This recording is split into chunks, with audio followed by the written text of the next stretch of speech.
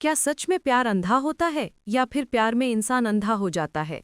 जी हाँ, आज की कहानी भी कुछ ऐसी ही है, जहाँ एक माँ अपने ही बेटे की खुशियों की दुश्मन बन जाती है और एक ऐसी लड़की को अपनी बहू बनाना चाहती है जो उसके घर के संस्कारों के बिल्कुल खिलाफ है। एक तरफ है भोलापन और सच्चाई और दूसरी तरफ है खूबसूरती के नकाब में छिपी एक खतरनाक साजिश। ये कहानी है विश्वास और धोखे की, कर्तव्य और दिल की कश्मकश की। तो दोस्तों, मैं हूँ पूजा और आप देख रहे हैं ड्रामा क्वीन पूजा, जहां हम खोलेंगे हर रिश्ते की परतें। चलिए गोता लगाते हैं इस दिलचस्प कहानी के समंदर में। अंगद, एक ऐसा नाम जिसकी धमक पूरे शहर में थी। हैंडसम, कामयाब और संस्कारी। उसकी जिंदगी एक ऐसे मोड़ पर पहुंच चुकी थी जहां हर किसी की नज़र उस पर थी। उसकी शादी को लेकर पूरे शहर में चर्चाएं थीं।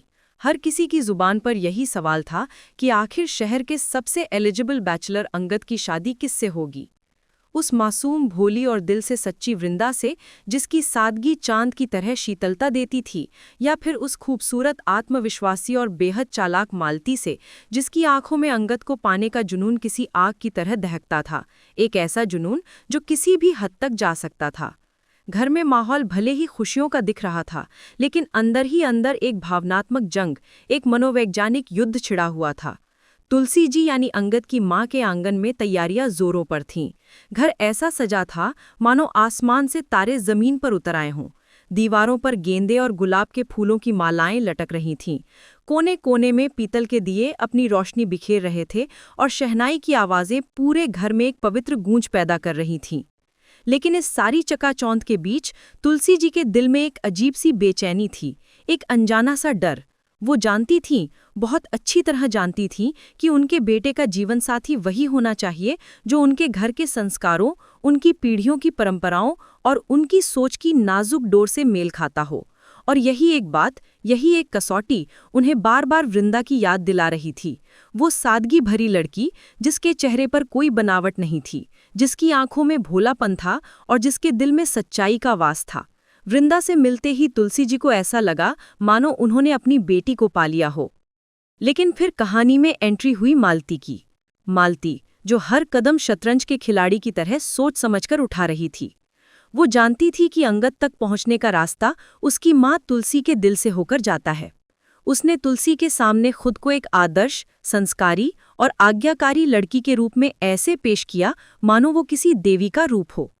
सुबह की पूजा से लेकर रात के खाने तक वह घर के कामों में लगी रहती, तुलसी के हर आदेश का पालन ऐसे करती मानो वो कोई हुक्म हो। वह पूरे घर के सामने खुद को एक परफेक्ट बहू साबित करने की हर मुमकिन कोशिश कर रही थी। धीरे धीरे मालती की ये बनावटी अच्छाई तुलसी जी की आंखों पर पर्दा डालने लगी। उन्हें लगने लगा कि शायद यही लड़की, जो इतनी मॉडर्न होकर भी इतनी संस्कारी है, उनके घर के लिए सही है। और यहीं से शुरू हुआ मालती का असली खेल। उसने बड़ी चालाकी से तुलसी के मन में वृंदा को लेकर शक के बीज बोने शुरू कर दिए। एक दिन तुलसी जी ने अपनी खानदानी कंगन वृंदा को देते हुए कहा, बेटी, ये हमारे परिवार की इज्जत है, इसे संभाल कर रखना। वृंदा ने उन्हें आंखों से लगा लिया, लेकिन अगले दिन वो कंगन पूजा की थाली से गायब हो गए। घर में हड़कंप मच गया। मालती ने दबे स्वर में तुलसी जी से कहा, माँ जी, मैंने वृंदा को वो कंगन अपने पर्स में रखते देखा था। शायद वो उसे अपने घर ले जाना चाहती थी। ये सुनकर तुलसी जी का दिल बैठ गया, जबकि सच तो ये था कि मालती ने ही चुपके से वो कंगन उठाकर अपने पास छिपा लिए थे। जब बाद में वो कंगन मालती के कमरे से गलती से मिले तो उसने बड़ी मासूमियत से कहा, ओह माँ जी, शायद सफाई करते वक्त ये यहाँ आ गए होंगे। इस घटना ने तुलसी के मन में वृंदा के लिए पहली दरार पैदा कर दी। कभी वो कहती कि वृंदा बहुत भावुक है, इस बड़े घर की उलझनों को नहीं समझ पाएगी। कभी कहती कि वह जिम्मेदार नहीं है, उसे दुनियादारी की समझ नहीं है। और कभी ऐसा माहौल बनाती कि तुलसी को लगता वृंदा उनके परिवार की इज्जत नहीं रख पाएगी।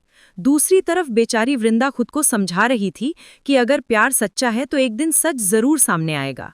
वो खुद को टूटने नहीं देती, भले ही उसके सामने मालती बार बार उसकी सादगी का मजाक उड़ाती और उसे नीचा दिखाती। अंगद भी इस पारिवारिक राजनीति और अपनी माँ के दबाव में फंसा हुआ था। वह जानता था कि उसकी माँ की खुशी उसके लिए सबसे ज़रूरी है, लेकिन वह ये भी जानता था कि अगर उसने अपने दिल की बात नहीं सुनी तो वह जिंदगी भर पछताएगा। उसने एक शाम चुपके से वृंदा से मिलकर कहा, वृंदा, चाहे कुछ भी हो जाए, भरोसा रखना, मैं तुमसे प्यार करता हूँ और तुम्हें किसी और का नहीं होने दूंगा।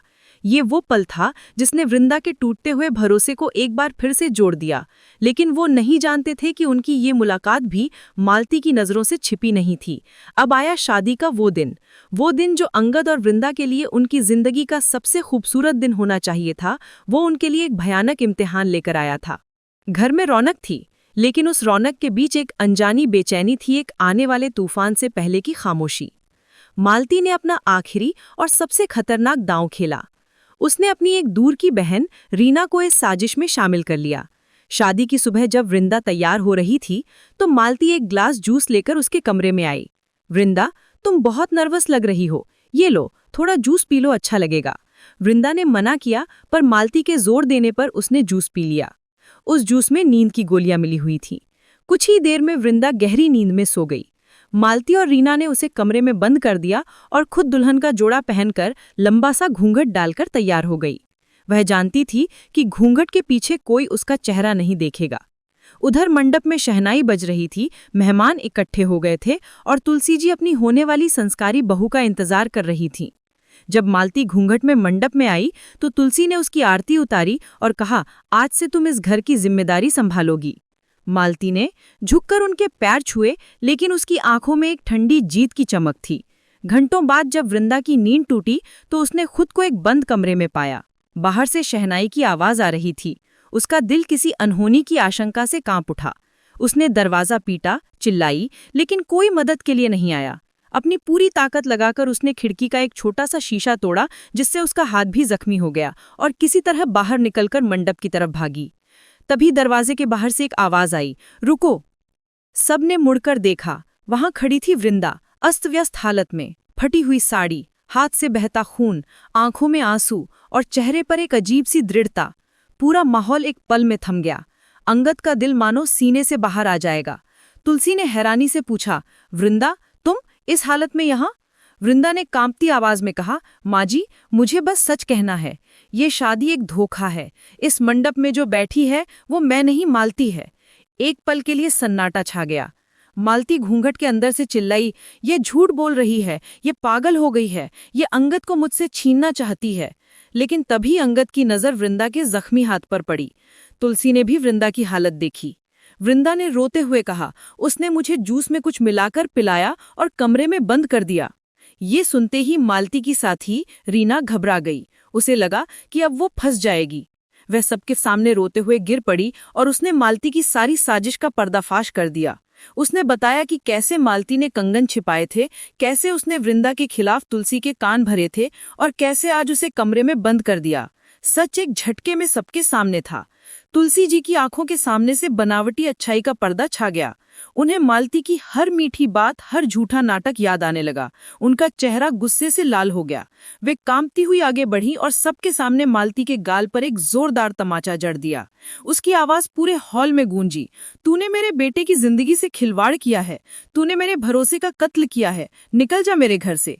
मालती रो पड़ी, उसकी आंखों से आंसू बह निकले। वह बोली, मैंने जो किया वो प्यार के लिए किया माँ जी। मैं अंगद से सच्चा प्यार करती हूँ। लेकिन अब कोई उसकी बात सुनने को तैयार नहीं था।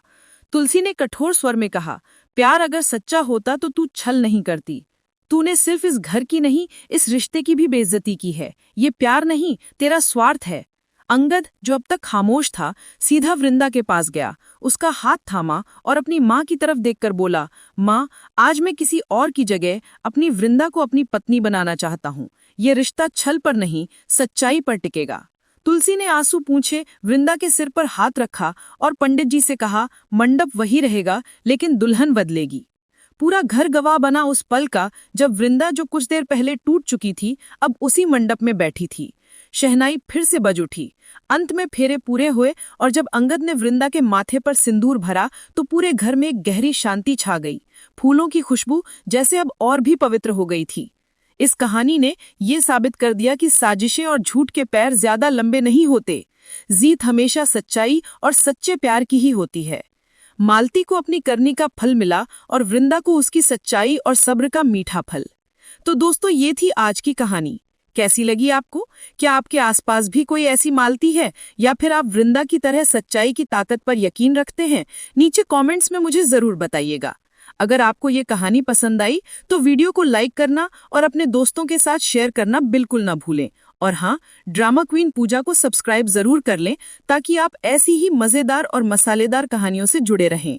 मैं पूजा आपसे फिर मिलूंगी एक नई कहानी के साथ। तब तक के लिए अपना ध्यान रखें और देखते रहें ड्रामा क्वीन पूजा। अलविदा।